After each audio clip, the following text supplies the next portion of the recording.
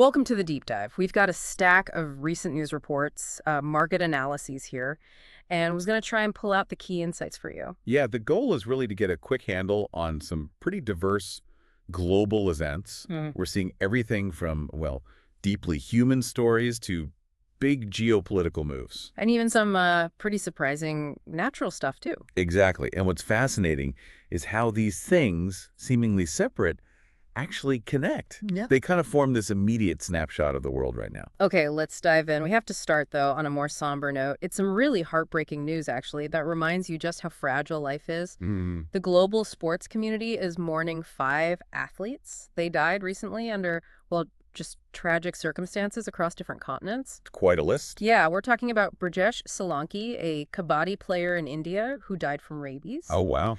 And then Diogo Jota and Andre Silva in Spain, both lost in a car crash. France's Moto2 rider Borja Gomez, too, and Mohamed Al-Laili, a footballer in Gaza. It's a stark reminder, isn't it? Even people at their physical peak aren't immune. It really brings home the human element behind all the headlines. And moving from those personal tragedies, we kind of have to pivot to these larger vulnerabilities on the world stage. Right, like the situation in Ukraine, there's been a major escalation. The significant one.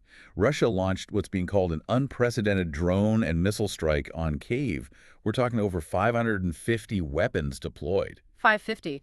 And the timing. Didn't this happen just hours before those scheduled calls between Putin, Trump, Zelensky? Exactly. That timing is, Heartbreak. well, it's striking. Happening right before potential diplomatic talks, it suggests maybe a calculated move, more than just a military assault, perhaps trying to set the stage for negotiations or, project strength. That's a chilling thought. And what about this other report? Germany and the Netherlands are apparently seeing a rise in chemical weapons use. How does that fit in? Well, it raises some really serious questions about, the state of international norms.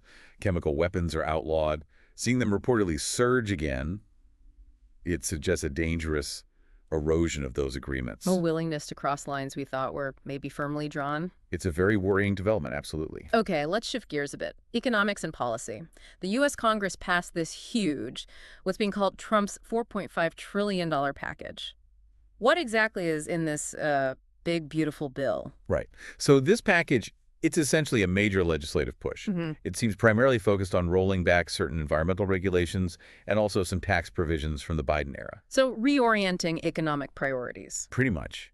It signals a definite shift back towards, let's say, deregulation and maybe support for specific industries. And this connects to the markets, right? Because reports say global markets are already jittery. They are very jittery over potential tariffs. Trump announced letters are going out starting July 5th, apparently, outlining potential tariffs from 10% up to 70%. 70%. Wow.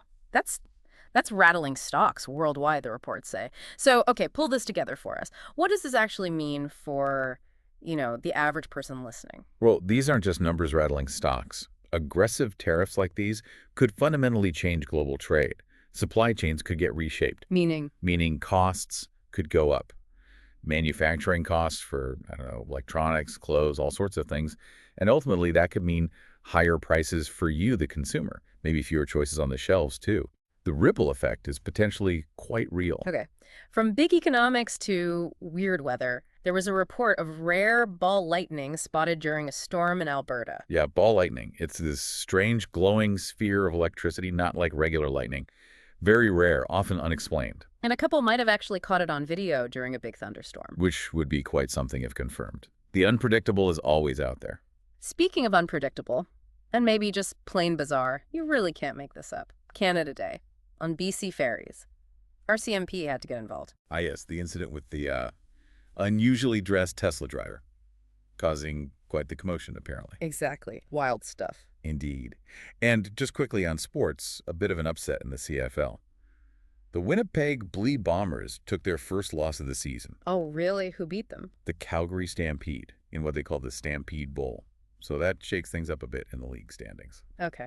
And one last quick one for listeners maybe with connections to the UAE, especially those originally from India, something about the rupee strengthening against the dirham. Yes, that's right. For people sending money back home, a stronger Indian rupee against the UAE dirham means those remittances might stretch a bit less far in India. It could impact purchasing power for families receiving the money, something to be aware of for financial planning. Right.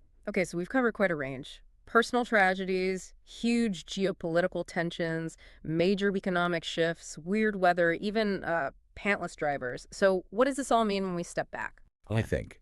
I think it just underscores how incredibly interconnected everything is. You see individual lives impacted by tragedy. You see huge global power plays, market shifts, strange events. They're all threads in the same big, complex tapestry. It's a lot to take in. It is. And maybe the thought to leave you with is this.